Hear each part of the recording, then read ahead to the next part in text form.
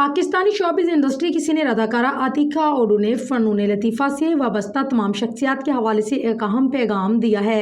आतिका ओडू ने हाल ही में एक टीवी शो में गुफ्तगू करते हुए कहा कि अगर कोई डॉक्टर या वकील किसी दूसरे मुल्क में जाकर काम करता है तो उस पर कोई एतराज़ नहीं और ना ही उन्हें बुरा भला कहा जाता है, लेकिन जब कोई अदाकार ऐसा करता है तो उसे गालियाँ दी जाती है। उनका कहना था कि फ़नकारों का जंगों, तनाज़ात और सियासत से कोई ताल्लुक़ नहीं होता। वैसे हालात में उन पर तनकीद करना दुरुस्त नहीं, क्योंकि फ़नकार मोहब्बत और अमन के सफ़ीर हैं।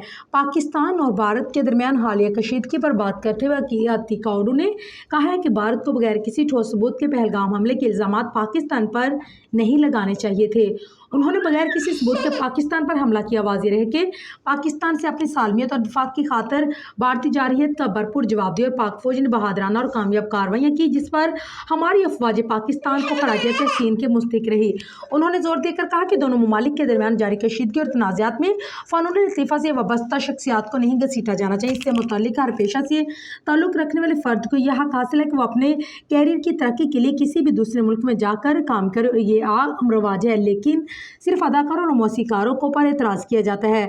अदाकारा ने मजीद कहा कि अगर गुलकार, अदाकार, मौसीकार, लिखारी फ़नून लतीफ़ा के दीगर शोबाजात से ताल्लुक़ रखने अफराद को मोहब्बत का सफ़ीर माना और समझा जाता है तो इसका बुनियादी मकसद यही है कि वो मोहब्बत और अमन को फ़रोग़ देते हैं। आतिका ओडू ने वाज़ेह तौर पर फ़नून लतीफ़ा से ताल्लुक़ रखने वाले अफराद, ख़ास तौर पर अदाकार, मौसीकार और लिखारी जंगों और तनाज़ात में न सिर्फ मुलव्विस है, ना ही उन्हें इस पार लाया जाना चाहिए। उनका जंगों से कोई ताल्लुक़ नहीं।